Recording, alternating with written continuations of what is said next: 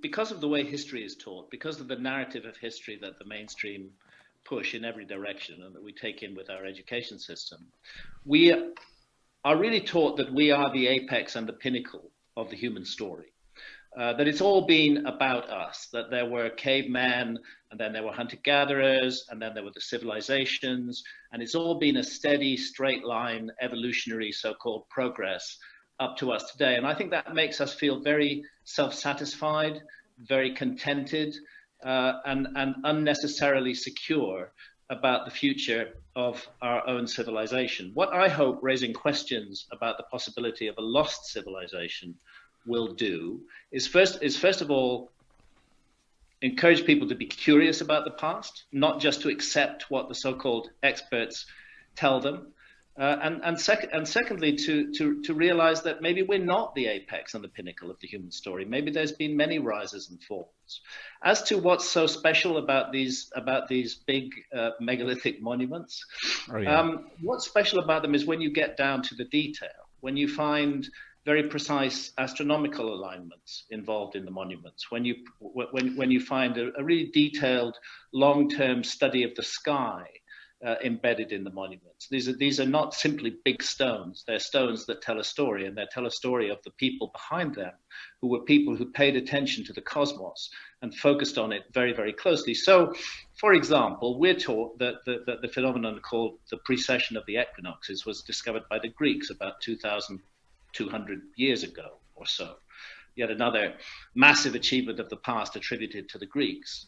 But there's a huge amount of evidence, and I won't bore your listeners with going into too much detail here. There's a huge amount of evidence that the precession of the equinoxes was noticed, documented, and thoroughly analyzed way back in the last ice age, right back to Göbekli Tepe, as a matter of fact, and Pillar 43 in Enclosure D at Göbekli Tepe, and the diagram of the skies that it represents there.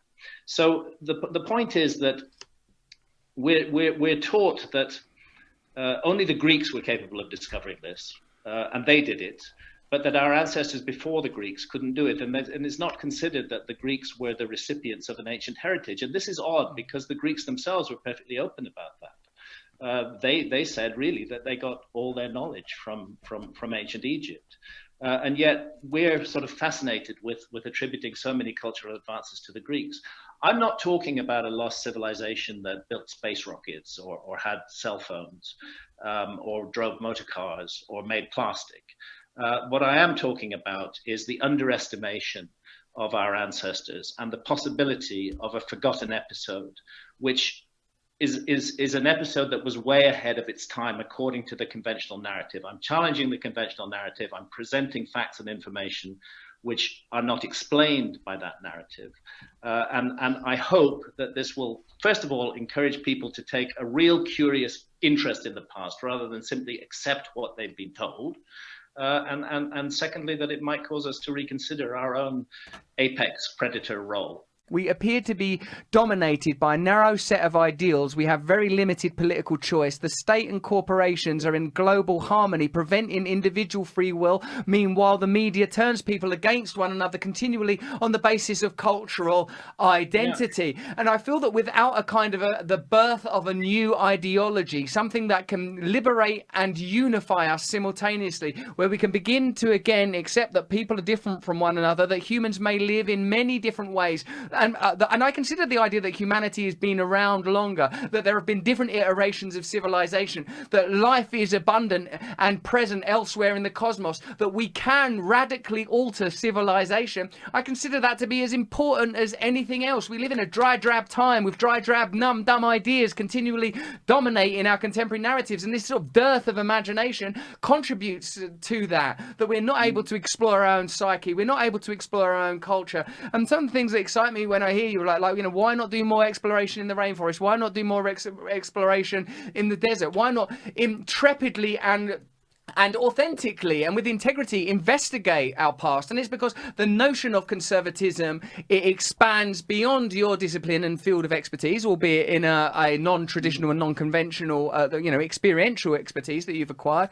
And I feel that this spirit is vital and important. Hey Graham, I really want to go and dig around in sort of some of them sort of megalithic sites, and I want to have a little nose about. I want to go to the pyramids. If I go to the pyramids, how do I not just have some boring tourist experience? How do I get right in there and be allowed to do stuff that's interesting and like off key? Well, it's very difficult. I myself was banned from filming in Egypt for my series because a senior Egyptologist who advises the Egyptian government told them not to let Hancock in.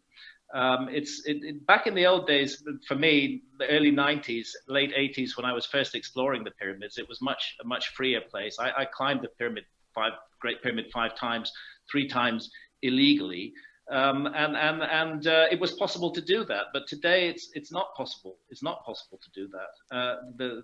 It's very difficult to get an alternative narrative when you go to Egypt. I do know a number of people who are in the sort of guiding field in Egypt who are offering an alternative narrative, but by and large, it's the mainstream narrative that's given. So the only answer is go there.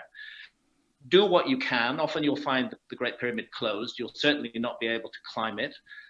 Do what you can. Use your mind. Use your imagination. Look at these things. Try and figure out how they were made and what they all amount to. And then pay attention to ancient Egyptian civilization itself. A civilization that put its best minds to work for 3,000 years on the mystery of what happens to us after death. This was a deep inquiry that the ancient Egyptians went into, and I think we have to have enormous respect for them, and we have to also have respect for what they said about their past, that their past goes back much further than the beginnings of historical Egypt, to a time that they called Zep Tepi, the first time. And there are a lot of astronomical reasons why we can pin that down to the Younger Dryas period.